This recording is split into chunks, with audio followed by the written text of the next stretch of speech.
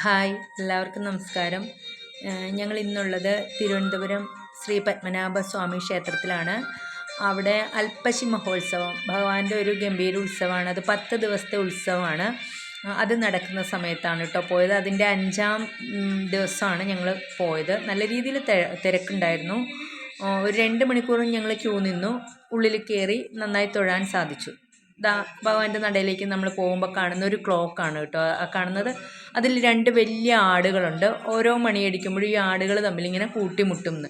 ഇപ്പം അങ്ങനെയുണ്ടോ എന്ന് എനിക്കറിയില്ല. ഞാൻ മുമ്പ് പോകുമ്പോൾ അങ്ങനെ ഞാൻ കണ്ടിട്ടുണ്ട്. ഞാൻ 2-3 വട്ടം പോയിട്ടുണ്ട്. പിന്നെ അതേ ആ കുളം, നമ്മളങ്ങ് ചെല്ലുമ്പോൾ തന്നെയുള്ള കുളം, ഈ കുളവും ആ ഗോപുരവുമാണ് നമ്മുടെ മനസ്സിൽ ഭയങ്കരമായിട്ടും ആകർഷിക്കുന്നതല്ലേ. ഇതാ വലിയ കുളമാണ് കേട്ടോ, നല്ല രസമുണ്ട്. എല്ലാവരും നിറയെ ഫോട്ടോസും വീഡിയോസും ഒക്കെ എടുക്കുന്നുണ്ടായിരുന്നു. കണ്ടോ, നല്ല രീതിയിൽ അലങ്കാരമൊക്കെ ഉണ്ടായിരുന്നു. സന്ധ്യയ്ക്കൊക്കെ ആണെങ്കിൽ നല്ല രസമായിരിക്കും. ഇത് ഒരു രാവിലെ ടൈം ആയ കാരണം കിഴക്കേ ഗോപുരമാണ്. നല്ല വെയിലായിരുന്നു അവിടെ. പിന്നെ ദേ ഭഗവാന്റെ ചെറിയ ചെറിയ വിഗ്രഹങ്ങൾ, ഫോട്ടോസ്, നമുക്ക് വീട്ടിലേക്ക് വയ്ക്കാൻ പറ്റുന്ന കുറേ അലങ്കാര വസ്തുക്കളെല്ലാം നിറയെ അവിടെ ഉണ്ടായിരുന്നു. കണ്ടോ, അവിടെ മുഴുവനും ഇങ്ങനെയുള്ള ചെറിയ കടകളൊക്കെ ഉണ്ടായിരുന്നു. അതൊക്കെ നോക്കി നടന്നു.